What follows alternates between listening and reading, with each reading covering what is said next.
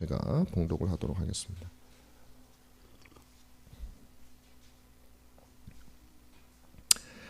아브라함의 아내 사레는 출산하지 못하였고 그에게 한 여종이 있으니 애굽 사람이요 이름은 하갈이라. 사레가 아브라함에게 이르되 여호와께서 내 출산을 허락하지 아니하셨으니 원하건대 내 여종에게 들어가라. 내가 혹 그로 말미암아 자녀를 얻을까 하노라 하매 아브라함이 사레의 말을 들으니라. 아브라함의 아내 사레가 그 여종 애굽 사람 하갈을 데려다가 그 남편 아브라함에게 첩으로 준 때는 아브라함이 가나안 땅에 거주한 지 10년 후였더라. 아브라함이 하갈과 동침하였더니 하갈이 임신하매 그가 자기의 임신함을 알고 그의 여주인을 멸시한지라. 사레가 아브라함에게 이르되 내가 받는 모욕은 당신이 받아야 옳도다. 내가 나의 여종을 당신의 품에 두었거늘 그가 자신의 임신함을 알고 나를 멸시하니 당신과 나 사이에 여호와께서 판단하시기를 원하노라. 아브라함이 사레에게 이르되 당신의 여종은 당신의 수중에 있으니 당신의 눈에 좋을 대로 그에게 행하라 하매 사레가 하갈을 학대하였더니 하갈이 사레 앞에서 도망하였더라. 여호와의 사자가 광야의 샘물 곁 곧 술길 샘 곁에서 그를 만나 이르되 사레의 여종 하갈아 내가 어디서 왔으며 어디로 가느냐. 그가 이르되 나는 내 여주인 사레를 피하여 도망하나이다. 여호와의 사자가 그에게 이르되 내 여주인에게로 돌아가서 그 수하에 복종하라. 여호와의 사자가 또 그에게 이르되 내가 내 씨를 크게 번성하여 그 수가 많아 셀 수 없게 하리라. 여호와의 사자가 또 그에게 이르되 내가 임신하였은즉 아들을 낳으리니 그 이름을 이스마엘이라 하라. 이는 여호와께서 내 고통을 들으셨음이니라. 그가 사람 중에 들나귀 같이 되리니 그의 손이 모든 사람을 치겠고 모든 사람의 손이 그를 칠지며 그가 모든 형제와 대항해서 살리라 하니라. 하갈이 자기에게 이르신 여호와의 이름을 나는 나를 살피시는 하나님이라 하였으니 이는 내가 어떻게 여기서 나를 살피시는 하나님을 배웠는고 함이라. 이러므로 그 샘을 베엘라 헤로이라 불렀으며 그것은 가데스와 베레 사이에 있더라. 하갈이 아브라함의 아들을 낳음에 아브라함이 하갈이 낳은 그 아들을 이름하여 이스마엘이라 하였더라. 하갈이 아브라함에게 이스마엘을 낳았을 때에 아브라함이 86세였더라. 아멘. 얼마 전에 제가 운전을 하다가 한 경험이 있습니다. 어떤 경험이냐면 우회전을 해야 되는 때였거든요. 그래서 깜빡이를 켰어요. 그래서 이제 백미러를 딱 보니까 제가 볼 때는 충분히 뒤에 있다고 생각이 들었어요. 사람들이 그 뒷차가 충분히 들어가도 되겠다 싶어서 들어갔습니다. 우회전을 해야 되니까요. 그런데 한 반쯤 들어갔는데 저는 뭐 의식을 못 하고 있었는데 막 크락션 소리가 막 나면서 깜빡깜빡하고 난리가 난 거예요. 그래서 제가 그 상황에서 깜짝 놀랐거든요. 또 나가기도 그렇잖아요. 반쯤 들어왔는데. 그래서 그냥 계속 들어갔어요. 그랬더니 이제 그 뒤에서부터 계속 저를 쫓아오면서 빵빵빵빵 막 난리가 난 거예요. 제가 그래도 힘이 세거든요. 왕년에 한 가닥 못했거든요. 해본 적은 없는데 했으면 했을 것 같은데 해본 적은 없어요. 힘이 세요 제가. 그런데 뒤에서 얼마나 빵빵하는지요. 그래서 이 사람 좀 이상한 사람인가 보다. 근데 그럼 무시하고 갔죠. 뭐 거기서 제가 어떻게 하겠어요. 갔는데 이제 신호가 딱 걸렸어요 앞에. 예, 우회전 해가지고 갔는데 딱 차를 서야죠. 뭐 신호가 걸렸으니까 제 옆에 앞에 이제 갈 수 있는데 옆에 딱 쓰더니 제 옆에 오는 거예요. 그러더니 문을 내려서 막 뭐라고 하더니 분에 안 찼는지 문을 열고 나오더라고요. 그러더니 저한테 쫓아와가지고 막 이제 쌍욕을 하는 거예요. 막 쌍욕을 하는 거예요. 그 순간에 어떻게 해야 되나. 그게 뭐 어떻게 하겠어요. 제가 나가서 이길 수 있어요. 제가 싸우면 맞아도 손해고 때려도 손해고 그렇죠? 그냥 문으로 그냥 알겠습니다. 뭘 잘못했는지 사실 잘 모르겠는데 그냥 알겠습니다. 그러고서 갔어요. 기분이 별로 안 좋더라고요. 사실은 그렇게 막 욕을 하고 뭐 나이도 저보다 적어 보이는 사람이 막 그렇게 하고 그래서 제가 들은 생각이 다른 것보다도 뭐가 이렇게 화가 났을까 싶은 생각이 드는 거예요. 저 사람 저렇게 세상을 어떻게 살지? 저 성격으로 지금까지 감옥 안 가고 살고 있는 것도 신기하다 싶은 생각이 제 마음에 들 정도로 화가 그렇게 많이 나 있어요. 굉장히 화가 나 있어요. 이제 저는 이제 그 모습을 보면서 꼭 그 사람만의 문제는 아니지 않나라는 생각까지 저는 하게 되었습니다. 오늘날 우리 시대가 그렇게 화가 나 있는 시대가 아닌가 하는 생각이 들어요. 이 우리 대한민국이. 여러분들이 우리 외국에서 살다 오신 우리 집사님들 계시니까 아마 느끼실지 모르겠어요. 저도 우리나라에 있을 때는 잘 몰랐는데 한 10년 살다가 오니까요. 공항에서부터 한국에 온 걸 느끼게 되겠더라고 보니까. 불친절해요. 툭툭 치고요. 사람들이 좀 화가 많이 나 있어요. 그 느끼시죠? 네. 그게 느껴져요. 아르헨티나에서 좀 몇십 년 저보다 훨씬 더 많이 느끼실 거예요 아마. 한국에 왔구나. 사람들이 길 가다가 어깨를 툭툭 치고요. 화가 나 있고요. 쉽게 화를 내고. 마트를 가면 우리도 그렇지만은 외국에서는 제가 별로 못 봤어요. 부모님들이 마트에 온 아이들에게 막 짜증을 내는 모습을 저는 거의 본 적이 없어요. 근데 한국에 오니까 바로 그 모습부터 보이더라고요. 애가 뭐 뗐으니까 엄마가 혼내는 그 광경이 많이 보였어요. 그러면서 나도 한국 사람이고 뭐 제가 저를 빠지는 게 아닙니다. 우리는 왜 이렇게 불안할까? 왜 이렇게 화가 많을까? 아니나 다를까 얼마 전에 뉴스를 보니까 여러분 요즘에 뉴스가 되는 게 뭐가 있습니까? 그 전에 꽤 된 이야기지만 PC방에 어떤 사람이 종업원이 자기한테 좀 잘 친절하게 안 대해준다고 해서 살인을 저질러 죽여버렸죠. 집까지 가서 칼을 가져와가지고. 또 최근에는 죄송합니다. 끔찍한 얘기를 자꾸 해야 돼요. 오늘 설교 때문에. 최근에는 김태현이라고 하는 사람 뉴스에 매일 나요.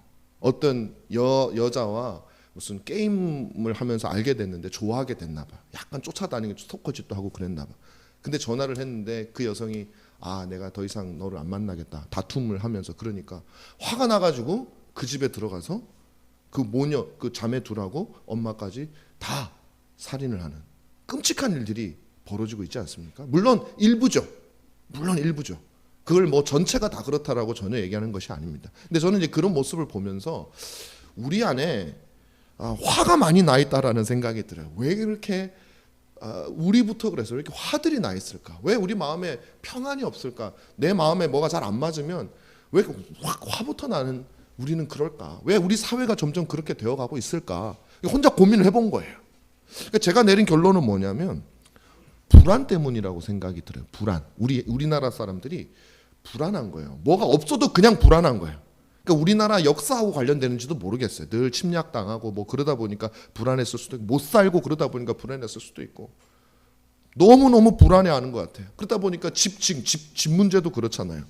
집 부동산 문제로 온 나라가 한 그 원인이 뭐예요? 결국 불안함이잖아요. 내가 불안하다는 거예요. 어떻게 살지 지금 집을 못 살면 영원토록 거지가 될 것 같은 그런 불안감. 하여튼 그 외에 모든 불안감들이 우리에게 있는 것이죠. 이 불안한 마음이 우리 저변에 깔려 있는 이 불안한 마음이 우리를 화나게 하는 거예요. 이 화라고 하는 것은 결국 저는 그렇게 생각을 해요. 우리 시대를 가장 잘 나타내주는 단어 중에 하나가 지금 이 시대 불안과 분노, 그런 생각이 많이 듭니다. 이 화는요. 불안한 인간에게서 나오는 아주 본능적인 반응이라고 저는 생각을 해요. 뭔가 불안하니까 이제 화로 나가는 거. 그리고 본능적일 뿐만 아니라 아주 인간적인 반응이라고 생각을. 아까 저를 어떻게 하기 위해서 나왔던 그분을 한번 생각해 보세요. 그렇게 해서 뭐가 해결이 되겠습니까? 아무런 해결될 게 없어요. 그죠? 오히려 만약에 그 사람이 제가 나가서 그 사람이 저를 때렸다고 생각해 보세요. 진짜 때릴 것처럼 오더라고요. 그래서 때렸다고 생각해 보세요. 그 사람에게 무슨 유익이 있겠습니까? 근데 화는 그런 거 안 따지거든요. 내가 해결을 해야겠다라는 거 지금. 그것이 지혜로우냐 해결이 되냐 안 되냐 그건 중요하지 않아요. 지금 이 불안함에서 인간으로서 나오는 가장 인간적인 반응이 바로 화라는 것입니다. 그러나 이 화는 아무런 문제도 해결할 수 없어요. 자녀를 기르다 보니까 자녀에 대해서도 부모님이 혼을 내거나 자녀에게 훈육을 하는 것은 유익할 때가 많죠.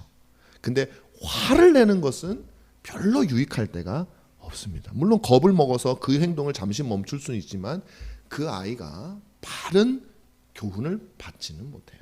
저는 그래서 내린 결론이 화 가지고 해결할 수 있는 것은 아무것도 없다라는 것이 제가 내린 결론입니다. 곧 인간의 본능적인 반응, 인간이 하는 그거, 이걸 신앙으로 적용하면 그렇게 되는 거예요. 그거 가지고는 해결할 수 없다. 신자에게도 마찬가지입니다.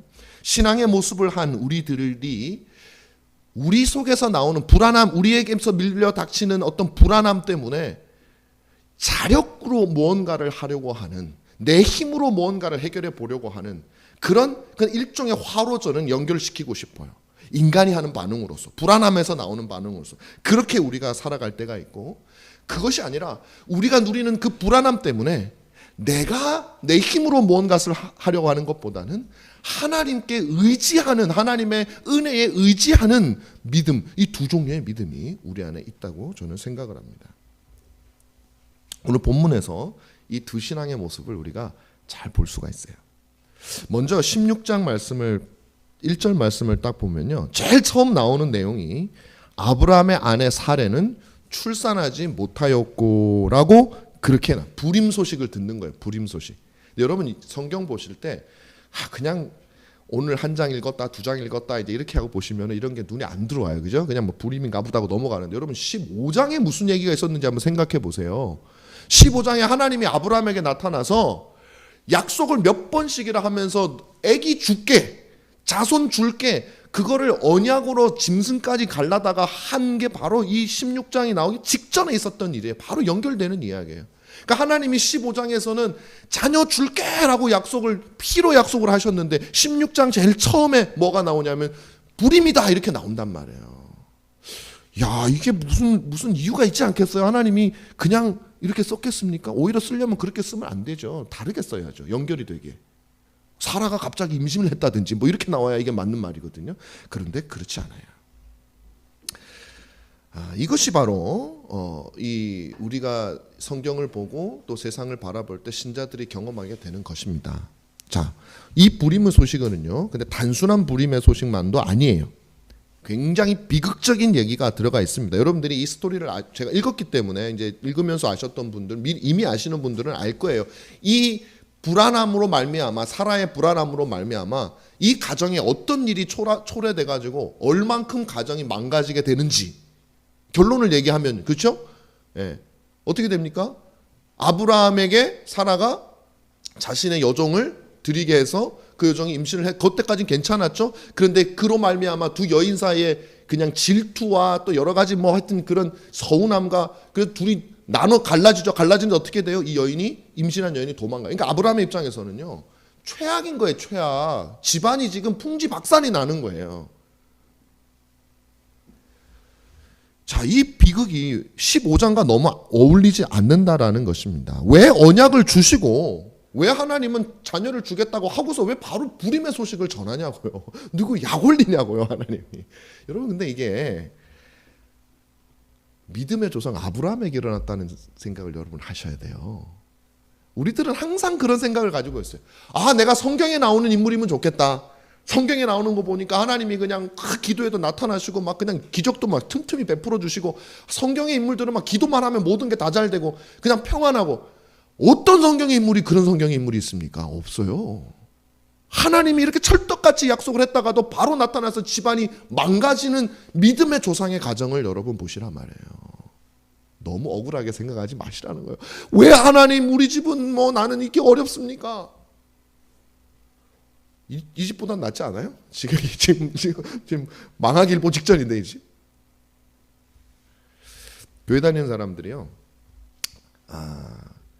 만약에 다 원하는 대로 모든 것이 이루어지기만 한다면 사실은 이것은 믿음이 필요 없어요. 그러니까 이 현실, 하나님의 약속과 그 다음에 그 약속과는 어울리지 않는 것 같은 이 두 현실의 차이가 우리에게 뭘 주냐면 믿음이 필요한 이유를 주고 믿음이 무엇인지를 우리에게 알려주고 있는 거예요. 만약에 방금 말씀드린 대로 모든 교회 다니는 사람들이 다 잘 되기만 한다면 믿음이 뭐가 필요 있어요? 그냥 다 잘 되는데 뭐 믿음을 가질 필요도 있고 믿음이 쓸모가 없어요. 쓸모가 없어. 다 잘 되는데 뭔 쓸모가 있어요?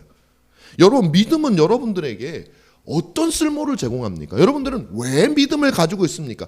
여러분들은 믿음이 도대체 여러분들에게 무엇이라고 생각을 합니까?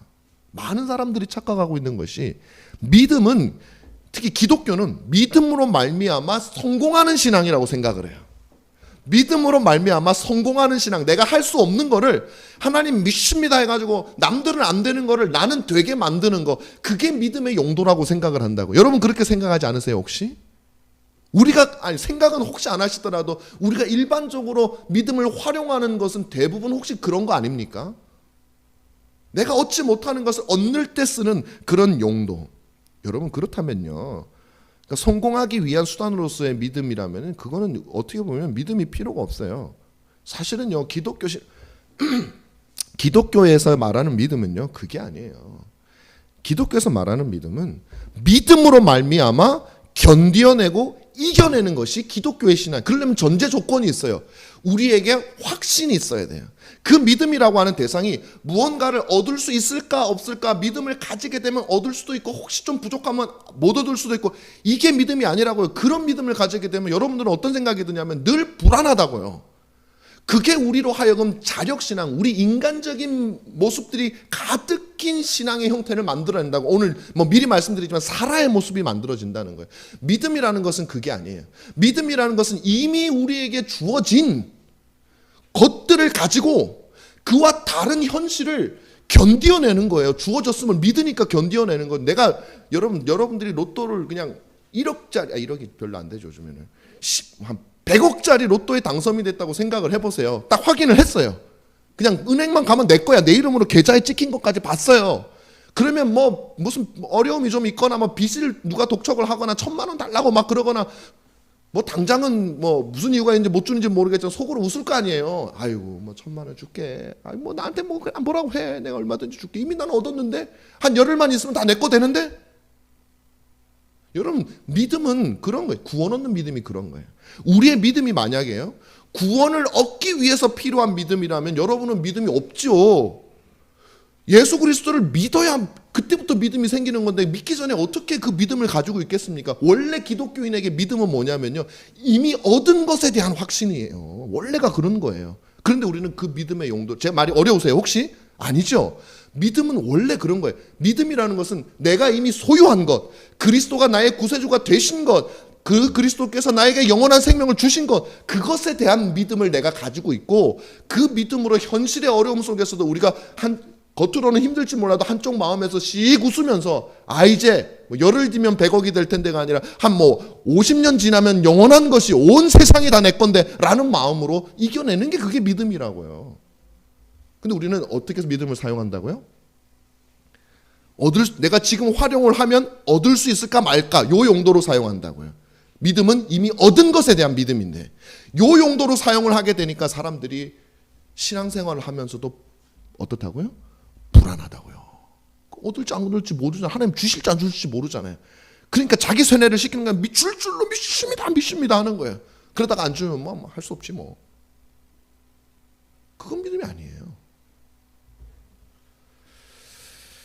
자, 그게 이제 그런 믿음이죠. 그래서 이제 우리가 믿음이란 하나님을 소유할 것에 대한 믿음이 아니라, 복된 것을 가지게 될 것에 대한 믿음이 아니라 이미 소유한 것에 대한 믿음이다라는 것입니다. 신자의 삶에 불안한 이유가 무엇이냐면 자력신앙, 바로 이 불안한 잘못된 신앙을 가지고 있기 때문에 끊임없이 자기의 것을 보태게 되고 그 결과 점점 더 불안해지게 되는 것이죠. 오늘 본문은 이에 대한 사실을 우리에게 알려줍니다. 자, 오늘 본문을 보면서 몇 가지 질문들, 궁금한 것들을 내가 여러분들에게 좀 소개하면서 풀어나가는 과정을 가지겠습니다. 첫째로는 하갈을 들여서 아들을 낳으려고 하는 사라의 시도는 도대체 어떤 믿음이냐? 아까 제가 말씀드렸던 이미 얻은 것에 대한 믿음이냐, 아니면 뭔가를 얻기 위한 하나님과의 관계 속에서 얻기 위한 아직 얻지 못해서 전전긍긍하는 믿음이냐, 그걸 우리가 볼 거고요. 둘째, 우리가 또 보고 싶은 건 뭐냐면, 아니 하갈을 드리라고 하는 그 요청을 아브라함이 승낙을 해요. 아니 방금 전에 하나님하고 언약 맺고 믿음의 최고조를 찍었던 아브라함이 도대체 이걸 왜 승낙을 해? 그죠? 그 아브라함의 믿음 뭐냐? 우리 한번 보는 거예요. 그 다음에 또 보고 싶은 게 뭐냐면 그 결과, 그 결과로 어떤 결과를 얻게 됐느냐? 인간적으로 생각을 해가지고 사라가 온갖 고민을 다 하고 그냥 궁리를 해가지고 짠 하고 내놓은 그 결과가 그렇게 좋더냐 이거예요. 그리고 마지막으로 그 모든 결과를 보고서 아브라함이 사라의 요청을 받아들이게 돼요. 그 여인을 당신 마음대로 하시오. 이 결정은 또 무슨 결정이냐 이거예요. 어떻게 그런 결정을 할 수 있느냐 이거죠. 자, 우리 이 몇 가지를 우리가 한번 다뤄보겠습니다. 첫 번째로는 왜 사라는 자신의 종 하갈을 아브라함에게 주었고 아브라함은 도대체 무슨 마음으로 그 제안을 받아들였냐 하는 것이죠. 결론을 얘기할게요. 사라의 행동은 전형적인 믿음의 잘못된 믿음의 방식을 가지고서 그로 말미암아 일어나는 불안감에 대해서 인간적인 화로 대응하는, 욱하는 마음으로 대응하는 전형적인 방식이다. 우리는 이것을 자력신앙이라고 부릅니다. 자력신앙. 우리의 모습이죠. 이 불안함이 사라에게서 인간적인 반응을 낸 거죠. 명분은 충분합니다. 어떻게 보면 하나님이 아브라함에게 씨를 준다고 했잖아요. 그러니까 이거예요. 우리 신자들은요, 아예 불신앙적이고 성경이 금지하는 막 얼토당토하는 것을 하진 않죠. 그러면 목사님한테 당장 혼나고, 여러분이 지금까지 배운 게 있는데 그게 되겠습니까? 문제는 뭐냐면 이 두 개가 교묘하게 들어갈 때 신앙의 모습을 띠고 있는데 알고 보면 모든 게 내 뜻으로 이루어지는 것이라는 거죠. 예를 들어 한번 볼게요. 하나님이 아브라함에게 자손을 준다고 했잖아요. 근데 사라를 통해서 줄게, 그 말은 안 했단 말이에요. 명시적으로. 그 전까지는 근데 그렇게 믿고 있었다고요. 나를 통해서 준다고 생각을 하고 있었다고, 계속 지금까지. 그런데 의심이 쓱 들어오기 시작하더니 자기 마음속에 만약에 그 확신이 있었으면은 하갈을 소개 안 했겠죠. 집안이 그렇게 될 일도 없었겠죠. 그 확신이 없고 딴 생각이 쓱 들기 시작하면서 뭔가 불안함이 밀려오고 막 화도 나고 막 이러면서 어떤 생각을 하게 되냐면, 그래, 꼭 나를 통해서 준다고는 안 했잖아 하면서 이제 자기가 보이는 세상, 자기가 보고 있는 세계관 속에서 자기 머리로 이해할 수 있는 방식으로 일을 진행하기 시작하는 것이죠. 그래서 하갈이라고 하는 그 여인을 추천을 하게 되는 것입니다. 근데 아브라함도 왜요? 별로 다르지 않아요. 보면 사라의 그 제안을 허락하게 됩니다. 그러니까 아브라함은 더 심해요. 사라는 그래도 하나님하고 언약이라도 안 맺었지. 아브라함은 불과 뭐 며칠인지는 모르겠지만 하나님하고 그 짐승을 갈라서 하나님이 네 자손을 줄게. 아브라함은 그때 사라라고 생각을 했어요. 하나님은 그때 사라가 아니라는 말을 한 적이 없어. 당연히 하나님도 아브라함도 사라라고 생각을 하고 있는 그 속에서 그 말씀을 들었던 아브라함도 사라가 와가지고 그냥 무서운 얼굴로 당신 내 말 안 들으면 혼날 줄 알아요. 그렇게 하니까 아브라함도 긴장이 팍 돼가지고 그 압력에 눌려가지고 혹은 자기도 불안해가지고 그것을 허락하게 되는 것이죠. 자, 그들의 모습 속에는 바로 믿음과 불신앙과 인간적인 것이 절묘하게 섞여 있습니다. 자손이 줄 것이라는 사실은 믿어요. 믿음이죠. 뭘 봐도 나 하나님 약속 여전히 믿어. 그러나 그 자손이 자신과 사라에게서 나올 것은 믿지 않아요. 그래서 하나님 핑계를 댈지도 모르겠습니다. 그러나 하나님께서는 12장에서도 그렇고 15장에서도 그렇고 어떤 언약을 맺으시면서도 암묵적으로 항상 사라였습니다. 자, 여기서 주목할 게 있어요. 왜 그러면 아브라함과 특히 아브라함이 이 불신앙적인 행동을 했는지를 분명하게 보여줄 수 있는 대목이 있습니다. 바로 이 하갈이 어디 사람이라고요? 애굽 사람이라는 거예요. 애굽 사람.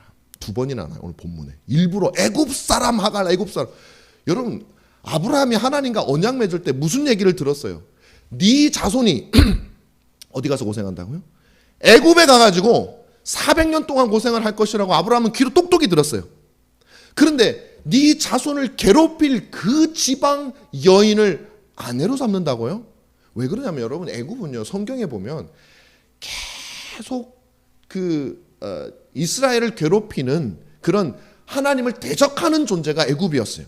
이방 여인은 말할 것도 없고, 그런 애굽 여인을 아브라함이 불과 얼마 전에 하나님에게서 그 모든 것을 들었음에도 불구하고 아브라함은 아무 생각도 없이 그 어떤 이유에서인지 알 수 없지만 불신앙 가운데서 그 여인을 받아들이게 되었던 것이죠. 모두가 다 인간적인 신앙이 믿음이라는 이름으로 포장되어져서 하나님의 뜻을 어긋나게 하는 방향으로 진행되어져 가고 있어요. 여러분, 이것은 우리의 신앙과 너무나도 흡사해요. 우리의 상황과 너무나도 흡사해요. 우리도 하나님이 모든 것을 명쾌하게 알려주시면 우리는 그대로 하겠죠. 안 하면 양심에 찔리겠죠. 그런데 성경은 모든 여러분의 상황 속에 있는 것들 명쾌하게 알려주지 않아요. 그런데 우리는 그 명쾌하지 않다는 이유만으로 우리의 것들, 우리의 화를, 우리의 노력과 우리의 생각을 하나님의 이름이라는 믿음 하에 엄청나게 집어넣고 우리는 살아가면서 그것이 믿음이라고 서로 위로하며 살아갈 때가 너무 많다 이 말이에요. 여러분, 아브라함처럼. 어떻게 보면 불투명한 게 맞습니다. 아브라함도 사라한테서 난다고는 안 했으니까. 그러나 아브라함이 양심에 대고 손을 대고 말을 하라 그랬을 때 아브라함은 하나님, 내가 불신앙이었음을 용서하여 주십시오 라고 고백을 할 거라고 저는 생각해요. 자, 둘째로, 그렇다면 이러한 일의 결과는 무엇인가? 자력신앙, 내 힘으로 하나님의 것에 내 것을 덕지덕지 붙인 그 신앙의 결과는 무엇인가? 처음에는 완벽해 보였어요. 사라는, 여러분, 사라가 자기 남편한테 줄 여인을 하는데 아무리 사라가 무슨 20살, 10살 어린 사람도 아니고 지금 나이가 몇 살인데 그 예상을 못하고 아무나 골라줬겠습니까? 아닐 거예요. 가장 자기 자신에게 충성할 사람, 내가 이 사람만큼은 내가 하갈만큼은 날 배신하지 않을 거야. 정말 믿을 수 있는 사람을 선택을 했을 겁니다. 그리고 모든 면에서 가장 건강하고 자기의 계획이 잘 될 수 있는 그런 하인 중에 하나를 선택을 했을 겁니다. 그런데 그 결과는 어떻습니까? 인간의 계획은 처음에는 완벽했어요. 아이가 아브라함도 좋아했고요. 동침을 했고 아이를 임신했어요. 모든 것이 사라의 말대로 다 진행되는 것처럼 보였어요. 그러나 어느 순간 그것이 아니었음을 깨닫게 되었죠. 왜? 하갈이 여주인을 멸시하기 시작한 거야. 가장 충성스러워서 선택했던 네가 나를 멸시해. 사라는 견딜 수가 없는 거예요. 견딜 수가 없는 거예요.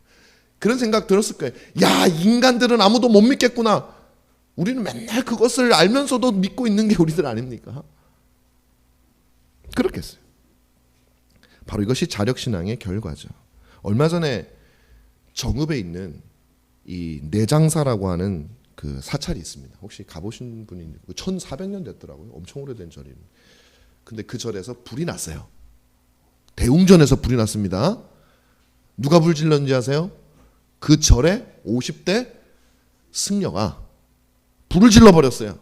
그래서 왜 불 질렀냐 그랬더니 먹김에 홧김에 불을 질러버렸어요. 그 뭔 화냐? 그 승려들끼리 얘기하다가 자기를 무시하는 것 같아가지고 기분 나빠가지고 술 먹고 큰일 났어요. 거기나 여기나 다 문제예요, 그죠? 술 먹고 대웅전에 불을 확 질러버린 거예요. 여러분 이 승려의 행동은 진짜 어리석죠, 그죠? 근데 여러분 사라와 아브라함의 행동도요. 우리 하나님이 보실 때는 똑같다니까요. 홧김에 하는 행동하고 너무나 비슷해요. 시간만 좀 긴 것뿐이에요. 자력신앙은 이런 겁니다. 모든 것이 다 잘 돼가는 것 같지만, 모든 것이 완전한 것 같지만 그 결과는 항상 비참하고 항상 허망하고 항상 그럴 줄은 몰랐어로 끝나게 되어 있어요. 그럴 줄 알았다면 누가 하겠습니까? 근데 그것을 자력신앙을 가진 상태에서는 내가 생각했던 계획이 하나님의 우리를 도와주시는 하나님으로만 생각을 하고 있으니 그 하나님의 도우심만 있으면 모든 것이 완벽하게 보이는 거예요. 그 결과는 비참하다라는 것입니다. 바로 이것이 인간이 도모하는 일의 결과입니다. 세 번째로, 그러자 사라가 아브라함에게 요청을 하죠. 요청하는 것도 아니에요. 화가 나가지고 불평을 해요. 막 남편한테 찾아와가지고 불평. 근데 아브라함은 또 그것에 대해서 사라한테 모든 걸, 이 과정을 한번 우리가 보자고요. 자, 엄청난 불평을 하게 됩니다. 근데 제가 볼 때는요, 사라는 그럴 수 있다고 생각이 들어요. 배신감이요, 그냥. 근데 그럴 수는 있는데, 화가 날 수는 있는데, 그걸 아브라함한테 와서 또 막 따지기도 좀 뭐 하잖아요. 자기가 들려라 그래놓고, 아브라함은 무슨 죄가 있어요? 예? 아브라함, 뭐 죄가 있죠. 하나님 앞에서야 있지만, 그렇게 하면 안 되잖아요. 자, 그런데 더 놀라운 것은 아브라함의 반응입니다. 아마 아브라함은 그랬을 수 있을 것 같아요. 아니, 당신이 도대체 나한테 그럴 자격이 있냐? 사리를 따져보자. 이게 누가 잘못한 거냐 이게. 그러면서 억울하다 그렇게 외치고, 오히려 옛날이니까 권세가 있었으니까 사라를 그냥 책망해 버렸을 수도 있을 거예요. 심지어는 그 사라를 버리고, 왜냐하면 지금 모든 것이 잘 되고 있거든요. 사라만 사라져주면 되는 거예요. 사라만 사라져주면 이 하갈을 통해서 하나님이 그토록 약속하셨고 내가 그토록 기다렸던 그 땅과 더불어서 그 별과 같은 자손을 이제 보기 직전인데 왜 사라 너가 와서 분위기 판을 깨냐라고 할 수도 있는 거예요. 근데 아브라함은 어떻게 해요? 그렇게 하지 않아요. 아브라함은 그 질투심과 증오로 불타는 사라에게 이렇게 얘기합니다. 당신의 종이었으니 당신 마음대로 하세요.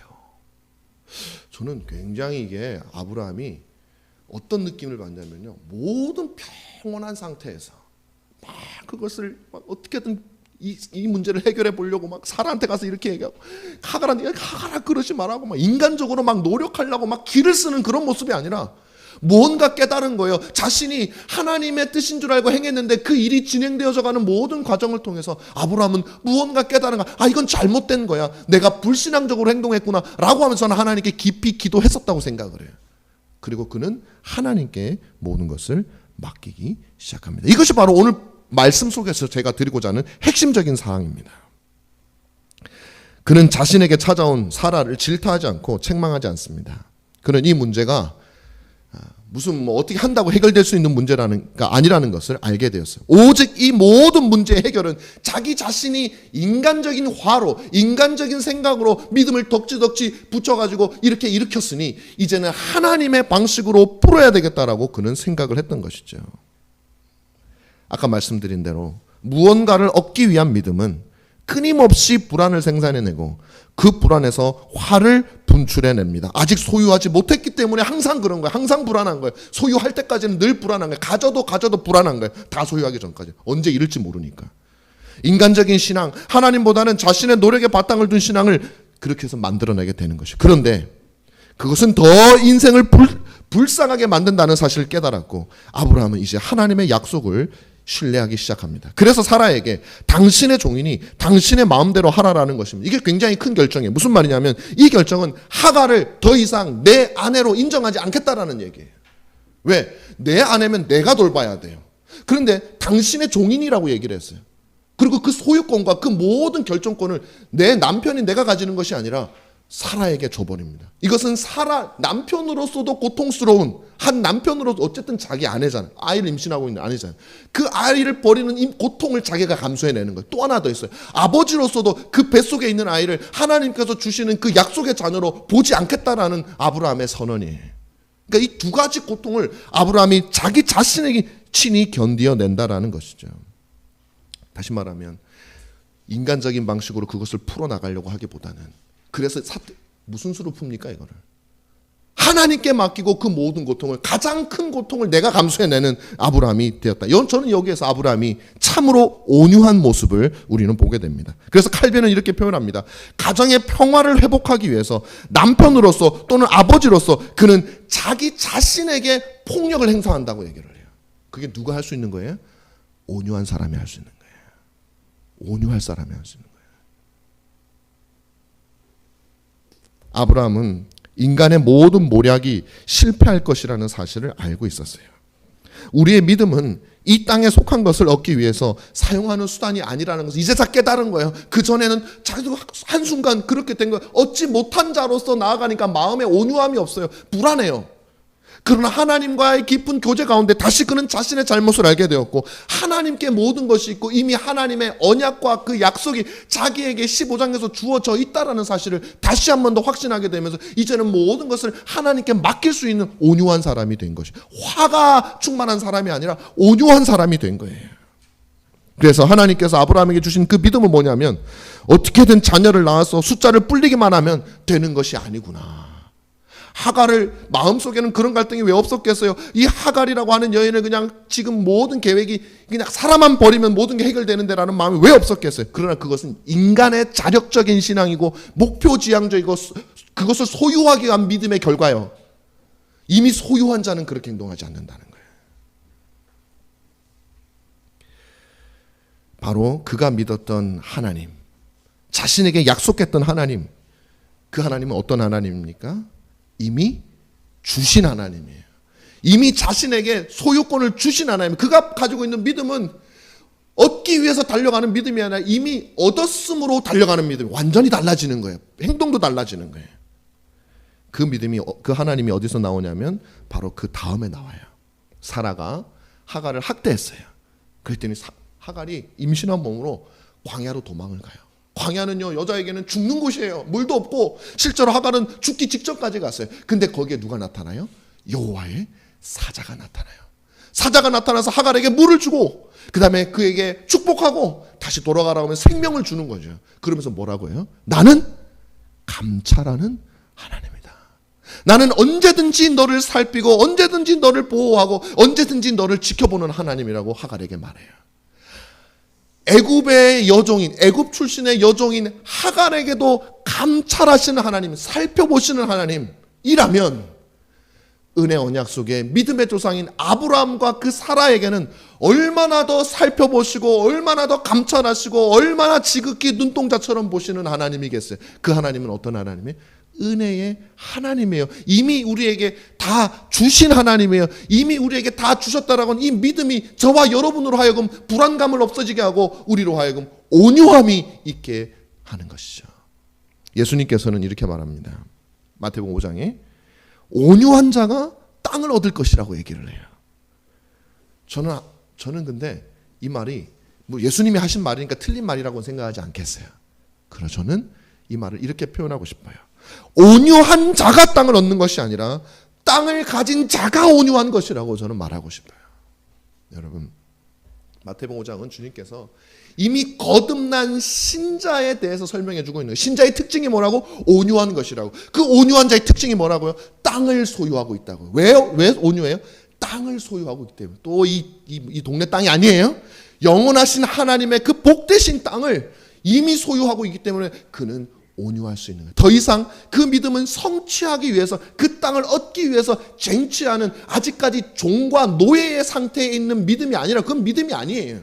우리는 이미 양자예요. 이미 우리는 자녀예요. 이미 우리는 얻은 사람이에요. 그래서 그에게는 여유가 보여요. 그에게는 불안보다는 온유함이 있게 되는 것이에요. 사랑하는 성도 여러분, 오늘 저는 여러분들에게 사라와 그리고 그 전에 아브라함의 모습과 이후의 아브라함의 모습을 통해서 자력적인 신앙, 내가 내 힘으로 아직까지 성취하지 못한 것을 얻는, 늘 불안에 휩싸여서 살아가는, 그래서 거기다가 내 힘을 좀 더 보태가지고 얻어낼까 하는 그런 불안에 떠는 신앙과 이미 하나님께서 우리에게 그 아들과 더불어 언약과 더불어 주셨음을 믿고 나아가는 참된 신앙을 비교했습니다.